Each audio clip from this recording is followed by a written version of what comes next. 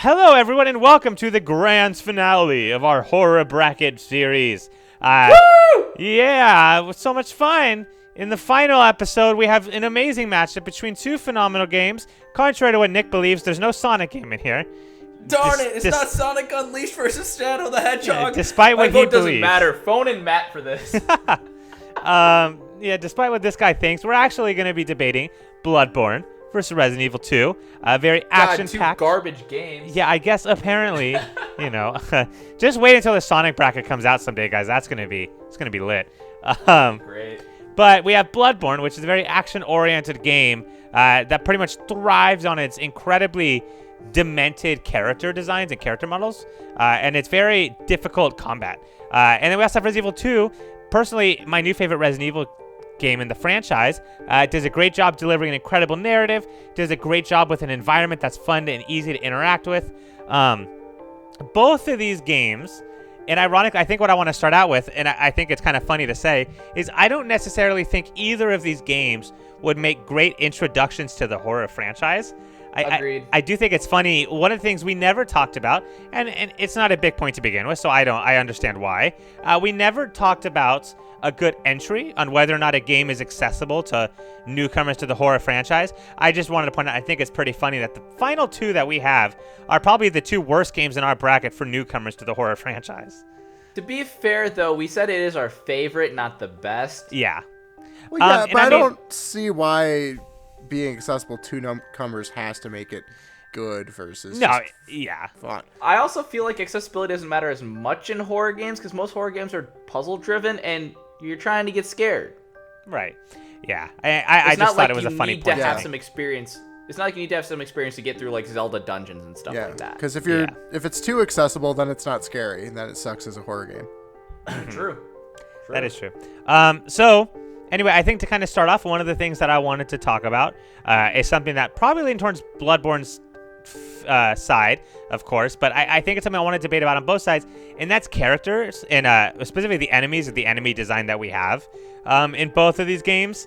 Some of the bosses that I personally really enjoyed in Bloodborne, there's a boss known as the Amygdala in Bloodborne, which is literally just a ball with like 17 different arms sprawling out of it that is just kind of like scratching at you with its arms and claws. I think this is just one of several examples of bosses in this game that are insane, right? And I think the Amygdala is one that stood out to a lot of people as being particularly off the wall and a little bit strange to look at, but I think that was a lot of the fun of Bloodborne. On the flip side, in the last video, we talked about Resident Evil 7, and we talked about how the bosses in that game kind of sucked, right? I didn't enjoy these boss fights. Resident Evil 2, on the other hand, I think had boss fights that were really enjoyable. Travis played a boss fight that was on assisted mode. As a result, that boss fight was pretty pathetic to watch. Hey, that was really hard, okay? Yeah, apparently the boss just kind of stumbled backwards for 5 minutes while Travis unloaded on it, and then it ended. It was the saddest thing I've ever seen. But on normal difficulty, that's not assisted, the bosses in this game tend to have a lot of stress and panic that's induced in you. You shoot at them and you're trying to find their weak point, but what happens is you're shooting at them and they're not phased and they're coming after you, and you almost start to question, is anything really happening here, right? And in most games, I feel like that wouldn't be good design. You want to know that you're making progress, but I think in Resident Evil it works a little better because it's adding on to this idea of you don't know if what you're doing is correct. You just kind of have to go with your gut. And I think that's a lot of what Resident Evil wants to be, is it wants to be a game of you have to stick to what you know and you have to go for it. And I think a lot of the bosses in Resident Evil 2 do a great job with this, as far as these enemies have an orange weak spot. When it's closed, you don't know what the hell you're supposed to do. You just kind of fire away, throw grenades until it opens up again. But a lot of the time, these boss fights are very intense. In particular, the final boss of Claire's story is a timed boss fight in a falling elevator, right, where the whole thing is just falling, and you have this boss that is on a timer before the place self-destructs, and he seems pretty much invincible a lot of the time. So these bosses have a lot of stress. So the difference in the bosses is Resident Evil 2's boss fights are not even necessarily hard. What they are is stress-inducing, because you don't know what's going on. Whereas in Bloodborne, you know you're doing damage. There's a health bar on the screen. But good God, is it difficult. And good God, you have no idea what you're looking at half the time. So I think, again, these games invoke fear in very different ways. They both have enjoyable boss fights. Bloodborne definitely wins in terms of satisfying, though. I don't think there's anything more satisfying, really, in any video game than beating any Dark Souls or Bloodborne boss. So there is that. I would say, too, one of the things that I think actually we didn't even get to touch on with Bloodborne before is the fact that when you first fight these bosses and sometimes see the transformations when they become the bosses, that's terrifying. Yes. Because when you're feeling that sense of adrenaline, that sense of this guy just became like a huge threat to me, so much of it is if you try to go guns a-blazing, like unless you're a speedrunner, most likely you're going to have to learn their attack patterns. You got to take a step back, try to figure out what the hell he's trying to do and what his attacks are. And that is, I'd argue, that would scare the ever-living crap out of me, because one false step and you're going to get hit with like a huge chunk of damage. It's not going to be that little creepy crawler like, oh, I'm coming to get you, sneak up behind you. It is, I'm going to whack you with a giant axe if you're not careful. And that sense of terror is really great in Bloodborne. And also, let's not forget to mention that when you die during the boss, you don't just spawn right outside of the boss. You have to go through a trial of the regular baddies in order to get there, too. Yeah, I think that's actually something... I love Resident Evil 2 does this. I would have totally used that as a debate point for Resident Evil 2. I love that we have two games that are great at this, though. Because, like Travis was saying, in Bloodborne, if you screw up, you go back to a bonfire. And you have to not just redo the boss, but you have to redo the whole journey to the boss. And then you also have to collect the souls that you dropped. So you're actually set back further than before you died. So actually dying makes it harder for you the next time around, which I love. I love games that punish you for dying. It's basically saying play good or suffer the consequences. Old school Fire Emblem, man. Yeah, and that's God, what I gotta keep pointing like. up. I gotta stop bringing up Fire Emblem in this. Fire Emblem, scariest game. Right, top horror game ever. No, Resident Evil 2 though is very similar in that same vein, especially the original. I know I said we're focusing on the remake, and the remake has this on hardcore difficulty, but the original also had it where if you die, you go back to wherever you saved before. And in terms of the punishments that Bloodborne gives you in terms of losing souls, in Resident Evil 2, you have a limited amount of saves. So if you're getting stuck a lot and you're frequently saving, you could completely screw yourself by the end of the game in that you won't have enough saves to finish the game, which is horrifying, right? It's completely terrifying to think, hey, even the smallest decision of should I save my game becomes stressful in Resident Evil 2. Something that is supposed to be relaxing, like, oh, I made it to a checkpoint, I'm good. You reach a save point in Resident Evil 2, and you don't even know if you should use it or not. It's bonkers to me. And so you use a save point, you go a whole hour in the game because you don't want to waste another save point, and then you die, and you have to replay that hour. It punishes you. It's forcing you to make smart decisions and to not rush. It's one of the things we talked about, right? In other games, you kind of just bum rush through the game and you act careless. A lot of people that play horror games are like, oh, I'm just going to run and be stupid. You don't do that in Resident Evil 2 because you will suffer. In Outlast, Amnesia, Dead Space, all these other games, you die, you respawn like 2 minutes in the past. Resident Evil 2 doesn't do that. Bloodborne doesn't do that. These games actually punish you for poor gameplay, and I love that. There are horror games that actually reward good gameplay. I like that a lot. Yeah, and I think that's one of the issues when, which is, again, the double-edged sword, which is why we were saying at the beginning why it's not as accessible to other people. Mm-hmm. If you want to actually start with a horror game, it's not the best to start with one of these because if you're not very comfortable with the controller in your hand, you probably won't have as great of a time playing the game. Yeah. That's probably the best way to say it. It's like if you're trying to jump into, I hate that I'm saying this again, a Fire Emblem game. You're not going to start on Lunatic Classic mode. That's my game mode. Don't go there. It's a bad idea. Yeah. But you don't want to. You want to have a more, I guess, you want to have a better way to understand it. So I guess one thing that we should compare if we're bringing up the argument of accessibility, at least I'm bringing up the argument of accessibility, is there one that you think does ease them into the game better? Resident Evil 2, I think. I think just the difficulty of Bloodborne is enough to, like, if you're not a gamer, you're not going to beat Bloodborne. Right. I think anyone can finish Resident Evil 2. I don't think anybody can finish Bloodborne. Right? At least not anyone that's not willing to put in tons and tons of hours. Like, I think if I gave, Matt a controller for Bloodborne, I don't know if that game would ever get beaten. Whereas Resident Evil 2, I think eventually he could figure his way around it. That depends. How much platforming is in Bloodborne?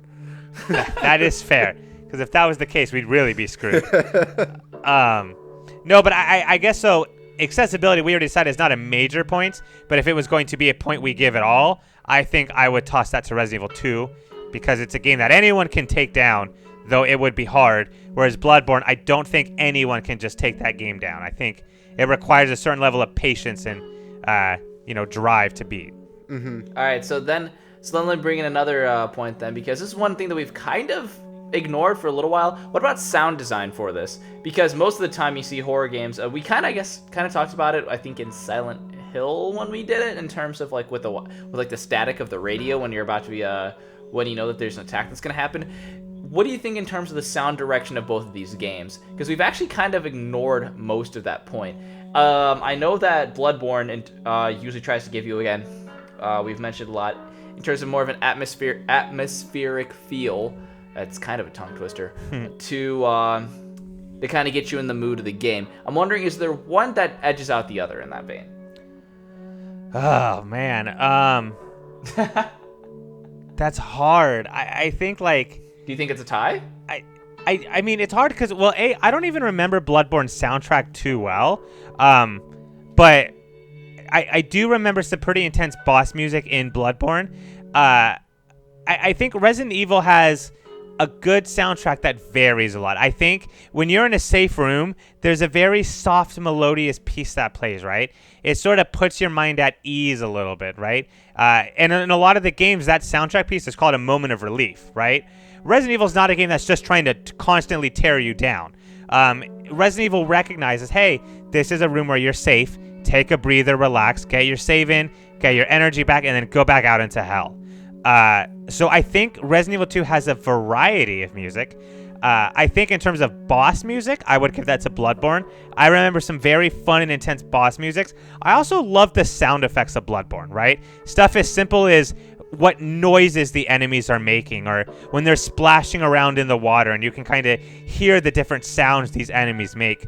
There's a boss in the game that I really enjoy. It's called Rom the Vacuous Spider. And Rom the Vacuous Spider makes very gross noises, as you will see. It is a gross spider that oozes like baby spiders out of it. It's disgusting. I've seen gameplay of that boss fight. It looks really cool. Yes, and so I don't even know if I'd give... I mean, soundtrack in terms of the actual musical pieces, I think Resident Evil 2 wins. I think in terms of actual sound effects, they're both about even. Again, the sound design would lean a different way. If I said sound design, I would probably break it even then, because okay. Bloodborne has more creativity, right? So I think it has more variety in terms of its sound design, but in terms of how good that sound design is, they're about even in that regard. They both do a great job of, you hear a noise and you don't know where it's coming from, or you have different enemies that make different sounds, like the Lickers in Resident Evil 2 make their own special sound, and so they did a very good job in both regards in terms of having excellent sound design. And Lickers are the worst. They are. Well, actually, there's things that are worse, but no. For now. But Travis hasn't found them yet. You're wrong. Yeah. As of Because now. just the name Lickers is disgusting. It really is. They are obnoxious. It is. It does sound bad, just from my perspective. Anyway, but I got another point for you guys. Otherwise, I was gonna say we bring this up in the other one, and a lot of the ways that these games try to convey the feeling that they're trying to give you is through the enemies. I know we kept raving about how great Bloodborne's enemies are, and we mentioned about how good Resident Evil's is. Is there an edge that we can give to either one of those two, or do we still give that edge to Bloodborne? At least in terms of enemy creativity, I feel like you could give it to Bloodborne, but ones that make you feel scared. Mike, how many different type of zombies are there? Because, like, obviously there's, the hordes of normal zombies, then there's the Lickers, there's whatever this Mr. X dude is. There's not a ton. I would say there's probably a single-digit type of enemy. What has to be said, though, is in Resident Evil 2, there's less variety, but every zombie looks different, right? Mm-hmm. So there's less enemy types, but within that enemy type, everyone looks different. Whereas in Bloodborne, there's tens and dozens of different types of bad guys, but they all look the same, right? Like within a certain subset of enemies in Bloodborne, they're all the same design. Whereas in Resident Evil 2, two different zombies look completely different. So I think it's hard to say. So it's Obviously, basically Digimon versus Pokemon at this point. Yes, pretty much. So I guess then, or can we mention about the depth of the enemies then? Because one of the things that's my favorite thing about Horizon Zero Dawn is that you'll see a lot of these robotic creatures that are usually pretty terrifying. Some of them look very similar, but the way that you approach these enemies to try to take them down are always so... They can be approached from a lot of different angles. You can go guns a-blazing, which, spoiler alert, especially if you're not equipped, it's a really stupid idea. But one of the weapons that you can get, and one of the arrows that you can get is called a Terror Blast arrow.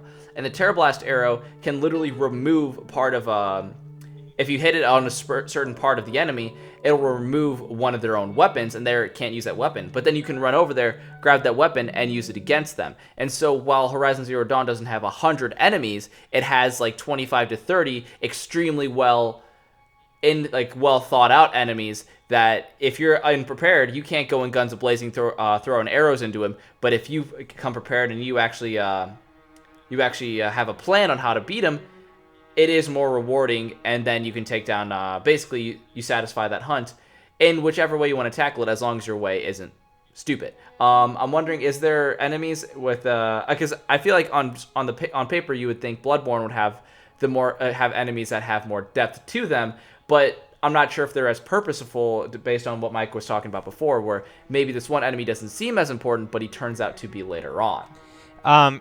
It depends. In terms of narrative depth, I think Resident Evil 2 has that very well. I think in terms of combat-orientedness, Bloodborne wins. I love that in Bloodborne, the enemies seem smart, right? And I think it's less the AI itself and more the game designers positioning enemies well, where you go into an area, you have guys attacking you, but you also have guys that are like sniping you from further away. You're doing a fight, and then out of nowhere, dogs rush in and attack you. So I think enemy layout and AI intelligence is a lot better in Bloodborne than it is in Resident Evil 2. I think the enemies, in terms of common enemies, have a little more importance in Resident Evil 2, though, as far as like building the narrative and everything. But zombies in Resident Evil 2 are always going to do the same thing. They're going to jump out and try to bite you, and that's really it. Whereas in Bloodborne, or did I say Bloodborne? I don't know. I meant enemies. I meant enemies in Resident Evil 2 will just, if a zombie in Resident Evil 2 will just jump out and bite you, right? They do the same thing every time. Yeah. They come at you from different places. They might jump out the window or smash through a door, but they're going to do the same thing. Whereas in Bloodborne, they have more variety in terms of what they may or may not do to you. And so I think that's the difference between those two games. So in terms of enemy AI, I would give that toward Bloodborne. But in terms of enemy design, would you say that they're tied then? Because I feel like you also kind of... This is just me interpreting. You would kind of say that Bloodborne would kind of have the edge on enemy design in that case. Yes. Not narrative-wise, but in terms of, like, just gameplay-wise. Yes, in terms of how enemies look and how they act, Bloodborne wins. In terms of the major enemies and the story they hold, Resident Evil 2 wins. That's how I see it. Makes sense. Because the bosses of Bloodborne don't really drive the story at all. You just get a crap ton of souls for killing them. Mm-hmm. All right. So is it another one of my points, or do you guys have something you want to chime in? No, you jump into your next point. All right. What makes you feel fear the most? Like, if you're actually scared, what is an actual symptom that you will have? I know Travis like the terms I'm using. Sorry. Yes. Would you be sweating? Would you actually have an increased heart rate? That kind of thing, an actual physical symptom of getting from the game. Like, what would be like your number one that you notice that if I'm scared, I notice that this change is going on as I'm playing it? Well, my heart stops initially, and then it has to catch up. So then it's gotta pump up some extra beats there in order to get me back. But like, holy crap, some of the random things that happened just when I was playing Resident Evil 2, I was like, what? And then I don't think I was able to physically do anything for a little bit of time. And that's what I think is really cool, is that a game can elicit that response out of its player, where it's not just, all right, I can run past this guy. It's more of a frozen, I'm not touching the controller. Because that's not even something I talked about, like frozen and fear. We didn't even think about it like that as kind of a metaphor, synonym. Which one is it? I think it's a metaphor. It's something. Yeah. I think it's a metaphor. But anyway, like frozen and fear, like that response is, first of all, pretty cool. But second of all, it's pretty terrifying too when it feels like you don't have the ability to change what's happening in that case. Yeah, after I met the liquor for the first time, I was like, well, that happened. Yeah. I don't know what to do. Yeah, that was a good memory. Was. I think this is one of the crucial things that Bloodborne might have to prove in itself is we get this incredible fear reaction out of Resident Evil, right? In terms of you get frozen in fear, you get jump scares, you get the stress response, you get all of these things from Resident Evil 2. I think above all else, Resident Evil 2, out of all the games in this bracket, elicits the most type of variety of fear, where you're stressed emotionally, like I said, because you're trying to save someone and they could very easily be dead. In a game like Resident Evil, they don't mind killing someone off and leaving you sad. So you really don't know what's going to happen. It elicits jump scares. Travis just jumped a few times. It elicits that frozen in fear response. So it has a bunch of different types of fear. Does Bloodborne have any of those types of fear? And if so, which one? And how can it compete in terms of the level of fear that it gives you? I think that the reason why I think it's so hard to judge is because everybody experiences fear differently. For me, it's not going to always be about like the jump scares or like somebody popping out, some random banging on an organ or something like that. It's a little bit deeper than that. For me, I like the fact that like if you're sitting down and you think about it and you're doing more thinking yourself, I like the fact that certain games give you the tools to create your own scenarios where that would be fearful, and this might be a stretch, so take it with a grain of salt. That's something that I feel like Bloodborne does, where both of these games, even though they don't really, I mean, obviously because it's a game, never really present any real danger in our lives. We're not actually being attacked in real life. If you are, you got to check your console because something's wrong with the game. But the real danger is like it's coming from the situations that I'm making up in my head when I'm thinking about the game on a deeper level.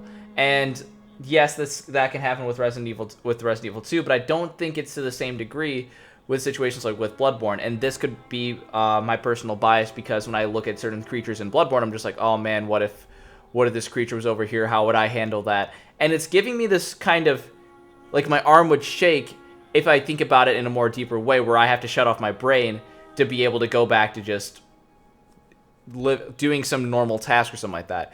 But with me, I have a very active mind, so I keep thinking about the stuff in the back of my head, and I'm processing it, and that's where I think this level of fear comes from. It's not from that, I know Mike, you said about the variety that Resident Evil 2 brings, which is true, but for me, I feel like I'm creating more of the fear in that situation because it's giving me the tools to create it. And this might be not a point that you might not weigh as heavily, but I feel like that is something special that Bloodborne can do. Yeah, and I do see your point. I think for me it's just, because this is your experience with it, and I think I've seen similar things, but I do wonder across the board if, and I think this is something we mentioned, while I do believe Bloodborne counts as a horror game, I do wonder if a lot of people would call it a scary game, right? A game that makes you feel scared. So I don't know. I think it's something to think about. I don't know. It could be deemed critical in some ways. Maybe it's not. I think that's kind of up to us and how we feel about it. But I do wonder because when I played Bloodborne, I never felt scared, right? I never felt nervous to move on, or I never felt, I felt in danger a lot, but I never felt fear in terms of like, oh my gosh, what's going to pop out? I don't know what's about to happen. It was always just, oh God, these enemies look so creepy and gross. It felt like walking around on Halloween night and seeing gross things, But I do wonder if the lack of being a scary game should hold weight or not. I don't know. I know what you're trying to get at, and as much as I think it doesn't really matter as much to me, I do think the fact I think they do go in tandem, and this is my own personal belief.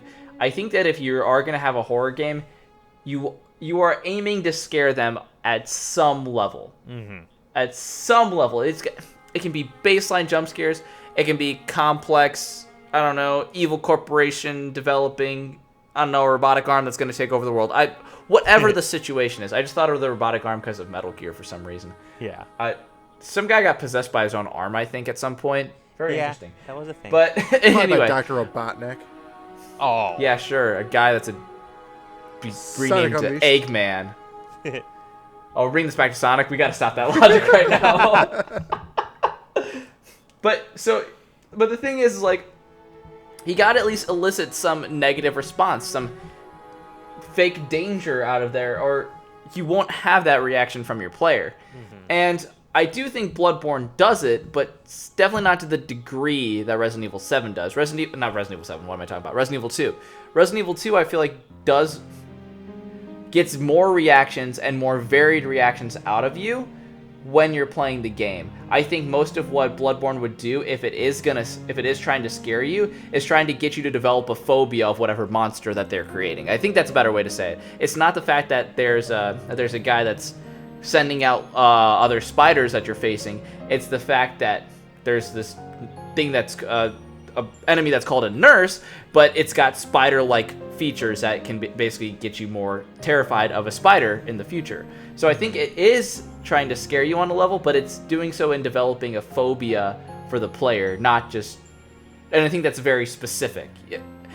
It is kind of hard to put into words, but I hope you guys are understanding what I'm saying. So basically what you're saying is its way of varying your fear is by the different character designs versus different situations.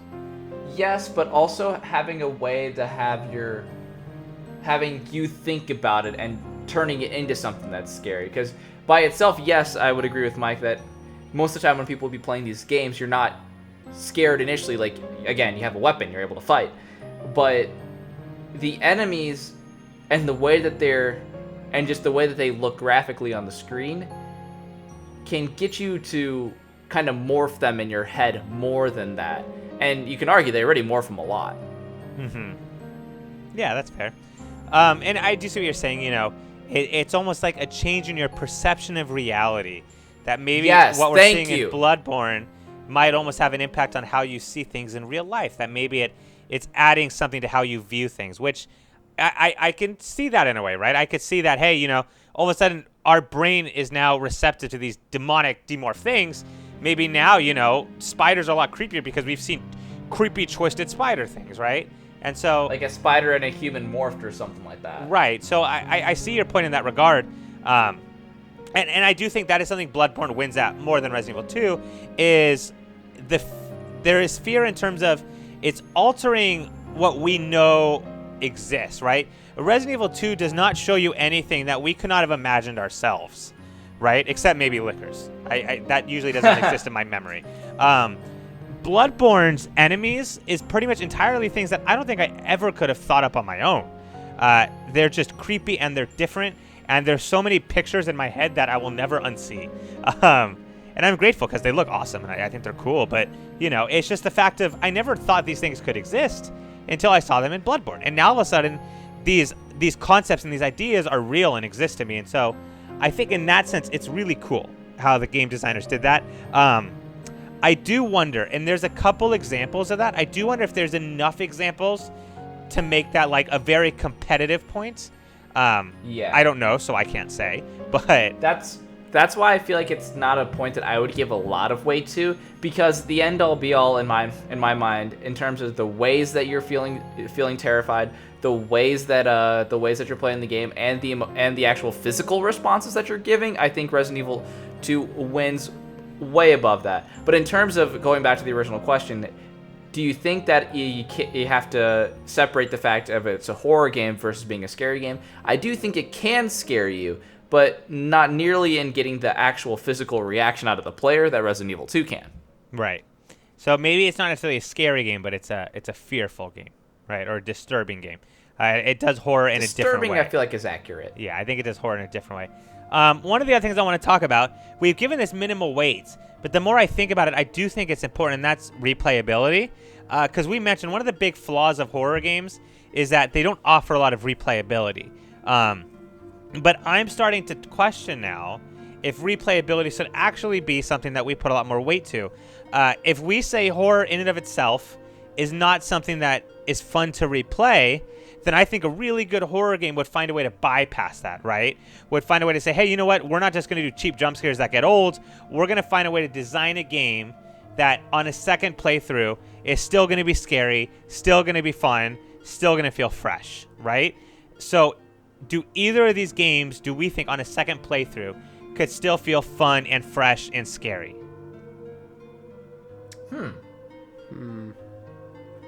Travis, you want to take this one? Well, I mean, I've only played up to, like, the first boss in both of these games. So I don't really know how things develop throughout. But I feel like Bloodborne's, like, claim to its fear, so-called, is the character design. So after you've seen all of what it had to offer, it wouldn't be as compelling. And plus, like, you already know what the boss's, like, moves are, so you don't have to have that kind of learning curve. So, like, maybe it has the appeal of, like, oh, it took me this long to beat it the first time. Let's see how long it can be the second time. But, and then, like, you also probably have a better idea of how you want to upgrade yourself, like, what becomes more useful later type things. Whereas Resident Evil, I don't know how much you can change in terms of, like, being able to access different parts of the map before you can, like, because I feel like, at least what I'm doing right now, I'm still collecting the medallions, and it's probably, like, set in stone how I'm supposed to progress. There's probably, like, some areas that I can kind of, like, do before others, but for the most part, it's pretty much just the set path, so it's not a how can I alter my next playthrough? It's just kind of, do I play Claire or...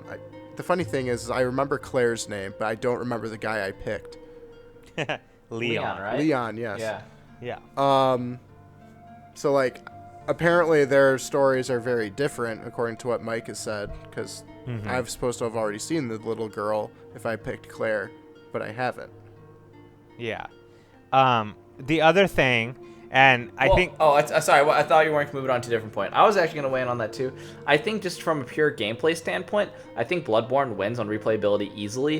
If we're talking about replayability to still feel scared, I don't know if I could give the edge to either of them. I do think that if you're talking about a game that would have the ability to go past that, a great horror game would be able to still scare you multiple times, but I do have limited experience with Resident Evil 2, so I wouldn't be able to say if that game was going to be able to still scare me on multiple playthroughs. Yeah, well, scary on the first for sure. The point I was going to make, I guess I have a little more knowledge on this. To me, between replayability, I think Resident Evil 2 actually wins it easily, because it has something very unfair, I guess, with it. Travis mentioned there's two different characters.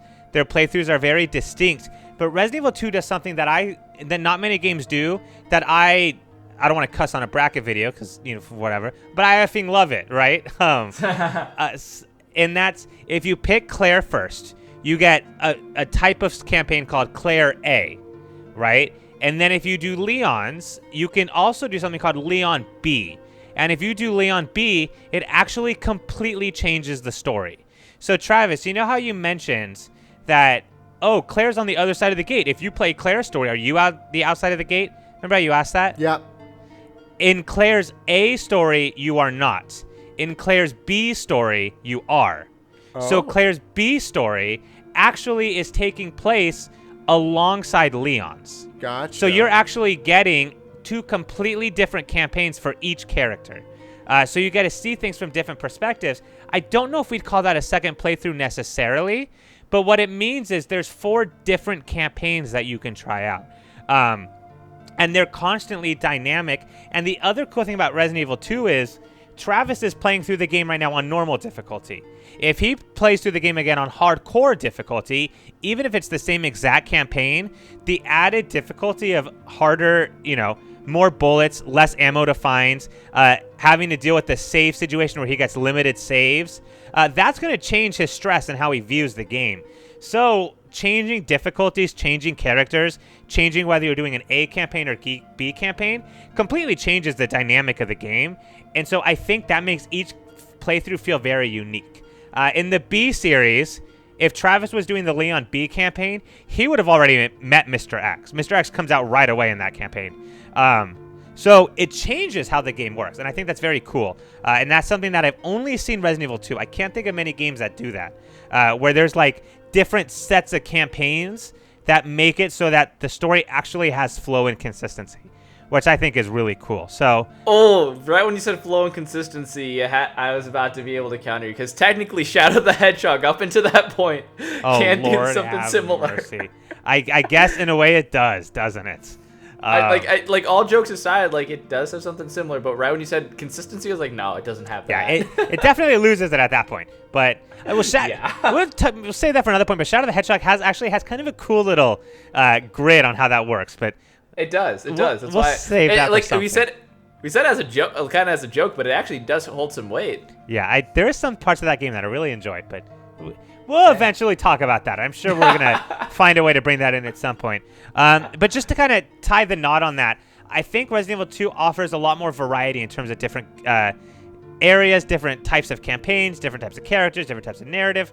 I think what it really lacks compared to Bloodborne is a long playthrough and character variety, but I also don't think it needs that. I think its level of replayability in terms of different types of campaigns and in terms of the narrative that goes into each enemy, to me, it's quality over quantity. It has a lot less variety, but every enemy has a lot more meaning. And that's not to say Bloodborne's don't. Bloodborne does a great job. I'm just saying I don't think Resident Evil's lack of variety is a knock on it. And so when comparing these two, I'm finding it hard to find a reason on why Bloodborne has enough fear and uniqueness to it to cripple all the intelligent designs that Resident Evil 2 made. I think as a whole, it had a flawless horror experience. Bloodborne has a flawless action experience. I don't know if Bloodborne has a flawless horror experience, if that makes sense. Yeah. I feel like we should just bring it to a vote at this point. That's my final thoughts, I guess. I'll vote first because I think my vote's pretty obvious, and then I'll see where your guys' chips fall. I'm going to vote Resident Evil 2. Again, I don't know many games that would have taken this down for me. Bloodborne had a chance. I think if this was the best overall game bracket, this would have been an entirely different conversation. Silent Hill 2, I may have potentially voted for over Resident Evil 2 if the right points would have been brought up and we'd have figured things out differently. But for all intents and purposes, Resident Evil 2 is my favorite horror game. I think it nailed so many points right.